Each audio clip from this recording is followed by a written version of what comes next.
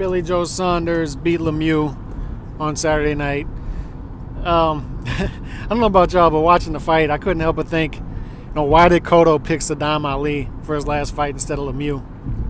Lemieux just a guy who can't set his feet unless you're going to be right in front of him. And it showed on Saturday night, just a classic mismatch in style. A guy in Lemieux who can't apply the type of pressure that you need to apply in order to beat a guy like Billy Joe Saunders. He is a guy who is a pressure fighter, but against anybody with boxing skill, he's going to lose. And Billy Joe Saunders does have that boxing skill, can move laterally, good footwork, good jab, slick southpaw. All of it's there for him. And to me, at this point, he's proven that he belongs in the conversation with Golovkin, Canelo, and Jacobs, in that he's earned himself a fight with those guys at this point. I'd still put him a distant fourth behind those guys because the resume just isn't there for him yet, and that's my whole point. Guys like Lemieux, Willie Monroe Jr., if you're a good fighter, you should beat those guys, but it's time for Billy Joe Saunders to step up to that elite level that he hasn't stepped up to yet. There's a big jump between Lemieux and Danny Jacobs. Huge jump between Lemieux and Canelo and Golovkin. Huge jump. So what I want to see, and yes, Billy Joe Saunders looked good. Yes, he is improving. Yes, it looks to be there. However, I want to see him against an elite guy who can apply that pressure. See how he deals with the punching power, because Golovkin, Canelo, and Jacobs all possess punching power. They all possess, they can all set their feet.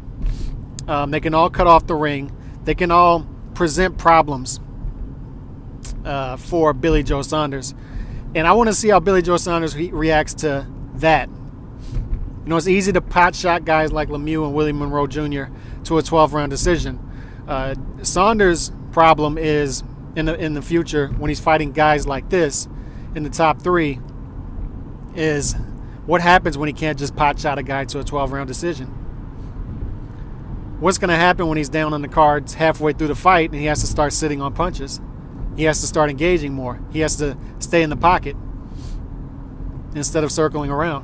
What's going to happen then? So what I want to see is a middleweight semifinal.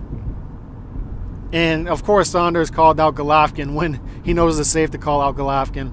Golovkin's already about to fight Canelo again, I'm hearing May 5th. So they're already settled in on a second fight. But I want to see Saunders fight Danny Jacobs now. To me, nothing else is acceptable. I wouldn't be interested in anything else other than Danny Jacobs in his next fight. So him fight Danny Jacobs, Canelo and Golovkin fight each other again, the second fight. If we have a solidified winner after that second fight, let's have the two winners face each other and the two losers face each other. It's simple. It's simple. So we have to start figuring things out about Billy Joe Saunders. Yes, he's been looking good. He's passing the eye test. But he's going to have an issue, in my opinion. I have him fourth behind Danny Jacobs. He's going to have an issue. Like, imagine him fighting Danny Jacobs. Danny Jacobs can sit on his punches. He'll be able to find Billy Joe Saunders in there to where Lemieux couldn't. He'll be able to set his feet. He's got good footwork, and he's got power behind those punches. Good jab. I want to see how Saunders handles that. And then we'll start getting those big questions answered about Billy Joe Saunders at that point.